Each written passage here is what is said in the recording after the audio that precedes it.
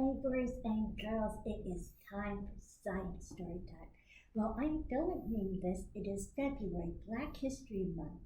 So today we are going to read about a famous African American scientist named George Washington Carver. And I have a beautiful book to share with you. This book was written by Barretta and it is illustrated by Frank Morrison. Do you see George Washington Carver on this page, boys and girls? He is speaking before Congress. And at first they're mean to him because this was a long, long time ago when Americans were still segregated by U.S. federal law and treated like second-class citizens, and they couldn't even run for Congress and be voted for. But George Washington Carver impressed them so much that they said to him he should still keep speaking after his time was up, and he spoke for a whole hour. From the time he was a boy, he had a deep desire to share what he knew. So why did he once have a secret garden? No one knew about the garden George had hidden on the Carver farm. He kept it a secret from everyone. No one saw how much the child loved flowers and how he took care of them.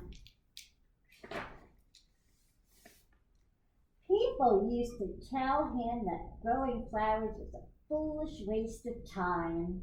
Why grow flowers? You can't eat them. You can't make any money selling flowers, and you have chores to do. George was born in 1864. At that time, the United States still had slavery, and George was born a slave. But when he was just a little boy, slavery ended. Moses and Susan Carver, who owned the farm that he lived on, didn't have any children of their own, so they raised George and his brother on the farm. Susan taught him how to be creative with what they had. Nothing was wasted. Turkey feathers were used to make needles. They made dyes out of berries. They used plants and leaves for medicine. Every day, George ran into the woods to learn something new.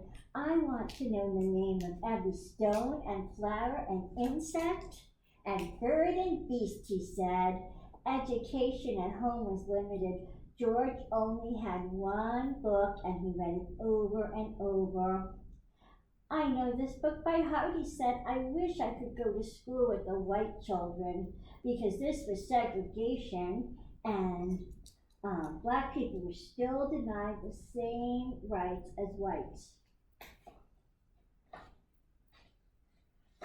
George decided to make his own classroom in the woods and study the subject he liked most, nature.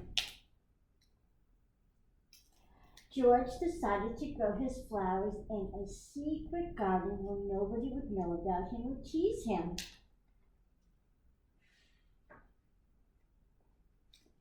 At first, gardening was difficult because he couldn't ask for help and reveal his secret.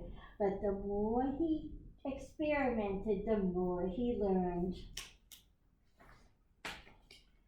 George studied each new season by painting the life cycles of the flowers. Berries were used to make paint. Twigs and grass were used to make brushes. It was a special garden and it could have remained a secret forever, but George's generosity changed that. When George met a neighbor with a sick plant or flower, he offered to take care of it. Part of his garden became a plant hospital. No one could believe that a small child had so many big ideas and could take such good care of plants. Here comes the plant doctor, they said when they saw him coming. Think of all the people I can help, George told his flowers. There's no need for you to be a secret anymore.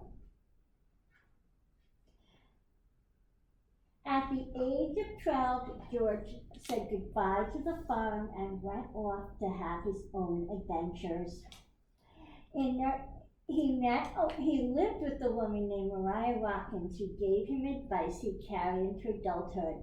Learn all you can, George, then give that knowledge back to our people who need it. Over the next 18 years, George lived in many places and attended many schools. It wasn't easy. Many schools wouldn't admit him because he was African American. But he was determined, and in 1896, George Washington Carver became the first African American to graduate from and teach at Iowa Agricultural College. Everything looked hungry, he said when he first went to help people on farms. The land, the cotton, the cattle, the people. Cotton was destroying their land.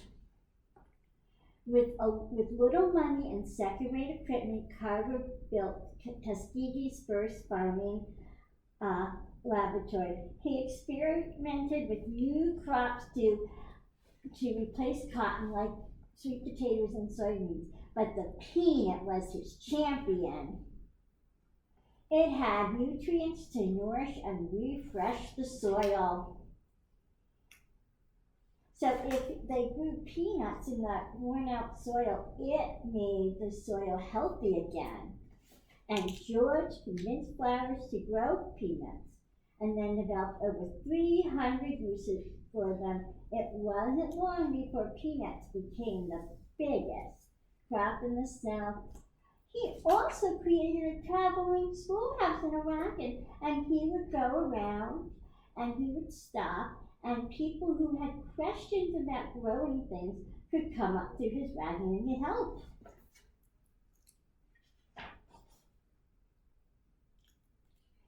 Whenever he traveled, people wanted to hear him speak. He became a folk hero. He was recognized as an early environmentalist, a voice for racial harmony, and an advisor to world leaders. With his new fame came many awards and honors, yet he remained a humble man, always ready to serve humanity. He said, "We guard nature, revere nature, respect nature. We guard nature, revere nature, respect nature." The end. Now, George Washington Carver did lots of experiments with plants, and I'm going to show you a project you could do to see how plants grow. You're going to need a Ziploc bag, some paper towels, and most importantly, some bean seeds. They're like dried out beans, but you can't cook them first because that'll ruin the part that makes the seed grow. So first you're going to take your Ziploc bag and you're going to peel off your paper towel so that when you fold it, it fits inside your Ziploc bag. Like that. Your beans are going to grow on behind that. Now, you want to, once you know that your paper towel fits in the bag, you want to wet it first. I already did that, but I'll show you. You want to make it nice and wet and stick it back in the bag, and you'll see if you leave it, it'll look like you get water vapor in the bag. And so you have water to make your bean seed grow. You're not going to use dirt because you want to be able to see it sprout. And then you take your bean seeds. I hope you have an easier time opening them than Miss Jennifer is right now.